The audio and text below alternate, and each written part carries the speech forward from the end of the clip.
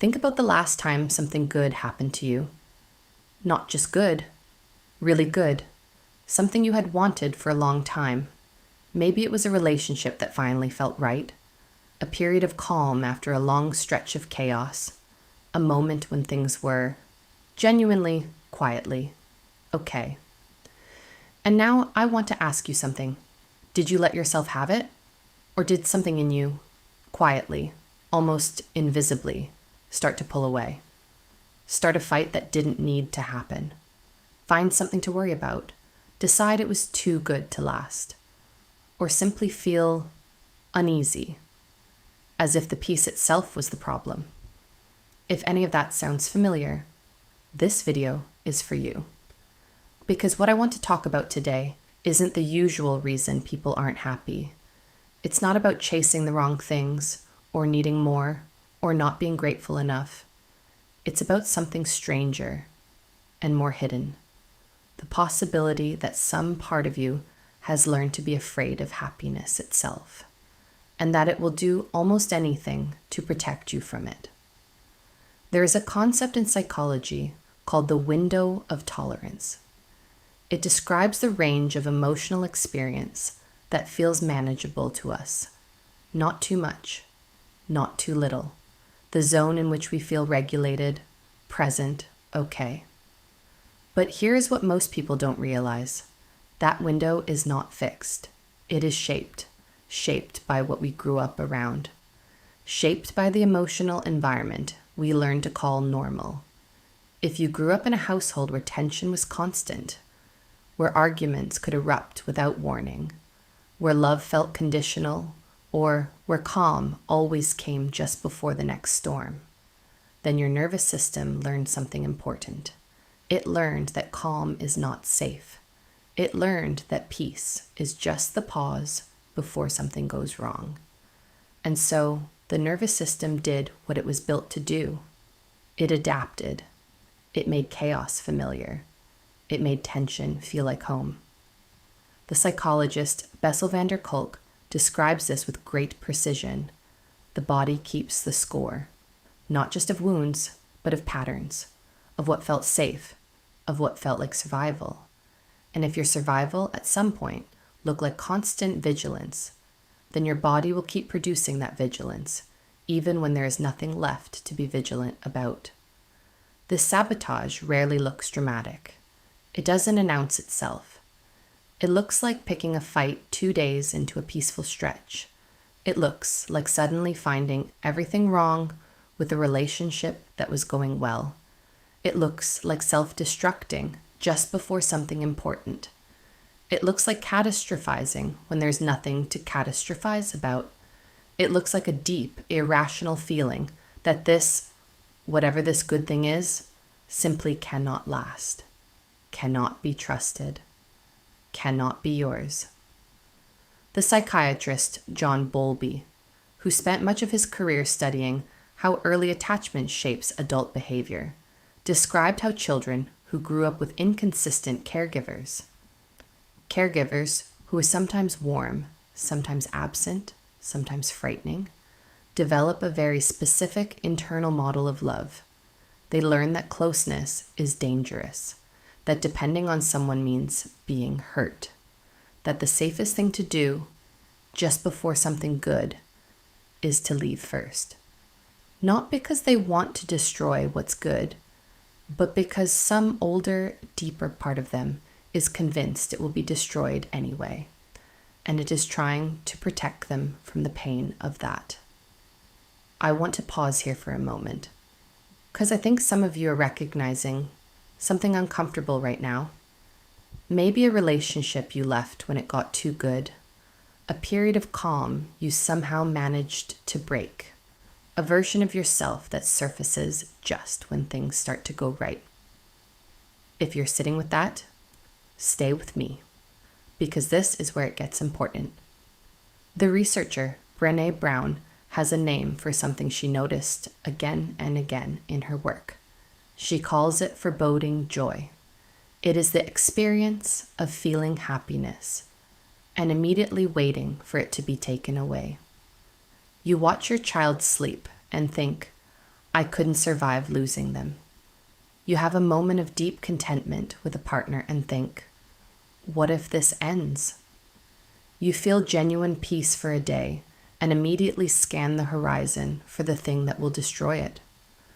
Brown found that this is one of the most common experiences people report, and almost nobody talks about it because it sounds ungrateful, because it sounds like something is wrong with you, because happiness is supposed to feel good, not threatening. But here's what foreboding joy actually is. It is an act of preemptive grief, a way of rehearsing loss before it happens, a way of protecting yourself from being caught off guard. And underneath it, almost always, is a belief. The belief that you are not allowed to have this.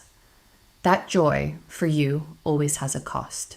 That the other shoe is always about to drop. Gabor Maté, in his work on trauma and the body, describes how this belief doesn't start in the mind. It starts in the body, in the nervous system's memory of what joy preceded, what came after the good times, what followed the calm. For some people, happiness was always followed by disappointment. For others, showing happiness made them a target. For others still, the people they loved most were most frightening when things seemed fine. The body remembers, and it tries, in its blunt and loyal way, to keep you safe. There is something even deeper underneath all of this. Carl Rogers, one of the most influential psychologists of the 20th century, spent his career studying what he called unconditional positive regard. His central observation was simple but devastating. Most of us grew up receiving love that was conditional, love that came when we performed well, when we were quiet, when we didn't need too much, when we were the right version of ourselves. And somewhere in that process, so gradually we didn't notice, we learned that we had to earn the right to feel good. The psychoanalyst Alice Miller took this further. She observed that children who grow up having to suppress their authentic selves in order to secure love often become adults who sabotage their own happiness. Not because they want to suffer, but because happiness, for them, is associated with a self they were told not to be. When you are not allowed to be fully yourself, and you stumble into a moment of genuine joy, something in you whispers, "This isn't for you. You don't deserve this. You haven't earned it. Something must be wrong." I want to be clear about something. None of this means you are broken. None of this is a character flaw. This is a learned response, a response that made complete sense once, and that you are now, perhaps for the first time, beginning to see. And seeing it, clearly, without shame, is already the beginning of something different. So what do you actually do with this?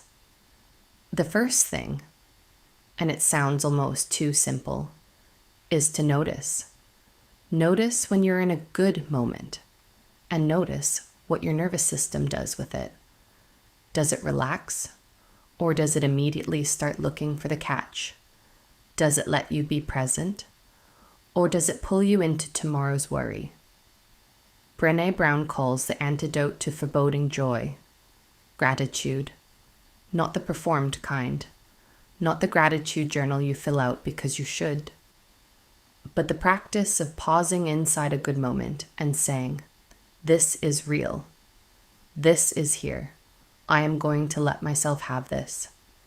In holistic and somatic work, we know that the nervous system learns through repetition, not through insight alone, through experience. Every time you stay in a good moment instead of fleeing it, every time you notice the urge to sabotage and choose not to act on it, you are teaching your body something new. You are giving it evidence that peace is survivable, that happiness doesn't always cost you something, that you are allowed to be here. This takes time. It is not a switch. But it begins in the smallest moments. in the conscious choice to not ruin a quiet evening, in the decision to let a compliment land instead of deflecting it, in the willingness to sit in a moment of joy without immediately imagining its end. The part of you that sabotages happiness is not your enemy.